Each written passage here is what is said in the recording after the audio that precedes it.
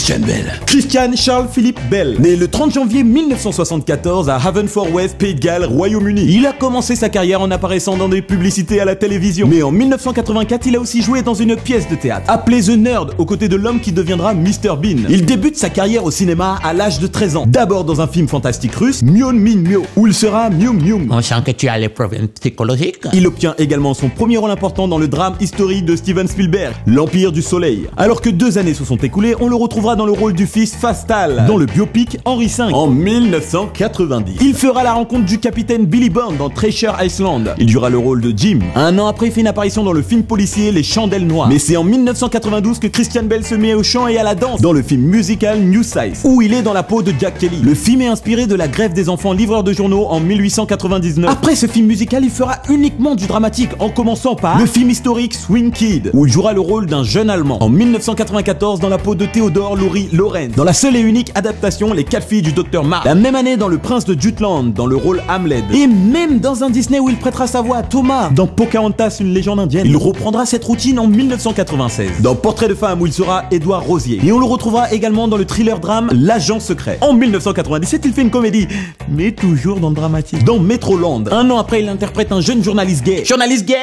Comment ça se fait que j'ai pas vu le film? Dans le drame Velvet Goldmine. Il sera également aux côtés de la belle actrice française Sophie Marceau, dans Le Songe d'une nuit d'été, où il sera dans le rôle Dimitrius. Eh, c'est pas les bouquins qu'on lisait au collège, ça? L'année 2000 commence bien pour lui car il apparaît dans 2 films. Il sera d'abord dans le remake de Chappie, dans la peau de Walter Jr., mais surtout, il sera dans le rôle du psychopathe Patrick Bateman, dans l'adaptation au cinéma du roman américain Psycho. Je vous le conseille fortement. Grâce à cette prestation, il confirme son rôle d'acteur. Il sera donc nominé et récompensé. En 2001, il va connaître une série d'échecs. On peut se cacher la gueule pour mieux revenir. Précisément dans 4 films. D'abord dans le rôle titre du mélodrame Capitaine Corelli, où il jouera avec Nicolas Cage et Penelope Cruz. Dans le film d'action et blockbuster Le Règne du Feu. Dans le thriller de science-fiction Equilibrium, qui est considéré comme une véritable merde par la critique. Je trouve ça dégueulasse parce que moi j'aime bien. Toi t'aimes bien ou pas? Et dans le film indépendant Coral, Laurel Canyon, où il passera malheureusement inaperçu. C'est en 2004 qu'il arrive à convaincre la critique en faisant une performance acclamée, The Machinist. 3 mois avant le tournage de ce trailer, il s'inflige une préparation physique en perdant 28 kilos. Et mon frère c'est critique, il faut manger. Pour prêter son jeu d'acteur à un mécanicien qui a la folie criminelle. En 2005, cette fois-ci on le retrouve dans 3 films. On lui confie d'abord un rôle secondaire, John Roll, dans le film Un Nouveau Monde, dans le thriller action urbain Bad Time, mais surtout dans le blockbuster Batman Begins. Christian Bale dans Batman.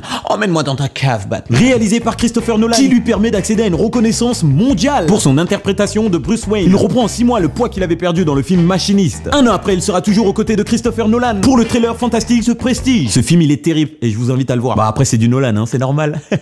Ce mec, c'est un génie. Également dans le drame Recuse Down, dans lequel il va perdre une vingtaine de kilos. En 2007, on le retrouve dans le film I'm Not There. Il sera également confronté à Russell Crowe dans le film western 3 heures pour Yuma. Une année plus tard, il remet son costume et son masque de Batman, The Dark Knight, le Chevalier Noir. Ça tient toujours. En 2009, l'acteur est John Connor dans Terminator Renaissance. C'est également dans ce film où Christian Bale a pété les plombs envers un technicien. Il a fait le buzz sur la toile, chose qui a failli lui coûter la radiation à vie aux Oscars. La même année, il sera dans le rôle de Malvin dans Public Enemy, auprès de Marion Cotillard et Johnny Depp. En 2010, il accompagne Mark Wahlberg dans un film que j'ai grave kiffé, The Fighter. Grâce à ce biopic, il parvient à décrocher un Golden Globe pour le meilleur acteur du rôle secondaire, et également un Oscar dans le meilleur acteur dans un second rôle. En 2011, il tente le cinéma asiatique, mais c'est un échec pour lui. Il sera dans le drame de guerre Sacrifice of War. Mais heureusement qu'en 2012, il revient dans le dernier volet de Batman, The Dark Knight Rises, toujours aux côtés de Christopher Nolan. Le box-office fait un carton, mais la critique préfère le second volet. En 2013, il est prévu dans 2 films, Le Baiser de la colère, où il jouera le rôle de Russell Bates, et le second, American Blood, où l'acteur va prendre 18 kilos pour le rôle de Irving. Malheureusement, cette transformation lui provoque des problèmes de dos, en partie vers la colonne vertébrale. Ah non, mon frère, là, il faut consulter. Et c'est à partir de ce moment-là que Christian Bale décide de cesser les régimes brutaux à l'avenir. En 2014, il sera dans le blockbuster